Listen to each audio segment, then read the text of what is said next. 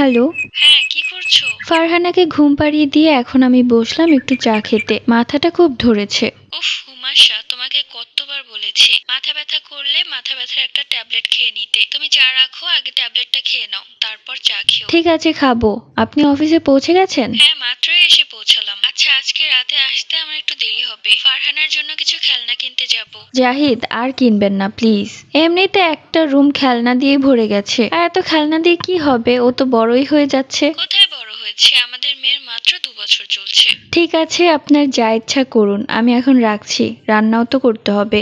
এরপর ফোন কেটে আমি রান্নাটা শেষ করে ফেললাম। ফারহানা যে রুমে ঘুমিয়ে আছে আমি মাত্রই সেই রুমে যাব, কিন্তু রুমে ঢোকার আগে ফারহানার হাসির শব্দ শুনতে পেলাম। আজব তো, ও কার সাথে হাসছে? দৌড়ে গেলাম ওই রুমে, গিয়ে দেখি ম্যাডামের ঘুম ভেঙে গেছে। সে একা একাই হাসছে।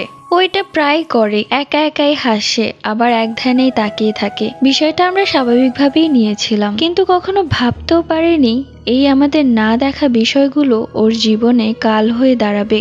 ফারহানা, মা তুমি উঠে গেছো?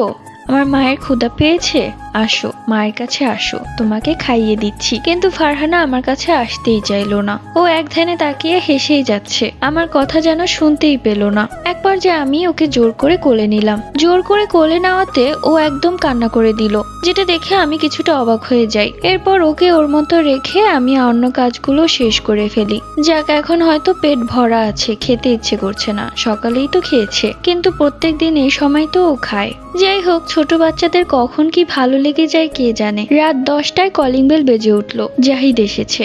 আমি দৌড়ে গেলাম দরজা খুলতে। দরজা খুলে দেখি তার হাতে এত এত খেলনার ব্যাগ। এত খেলনা! আরে আমাকে একটু ঘরে ঢুকতে দাও আগে। আমার মাটা কোথায়? ওই তো ওই রুমেই আছে। কি করছে ও?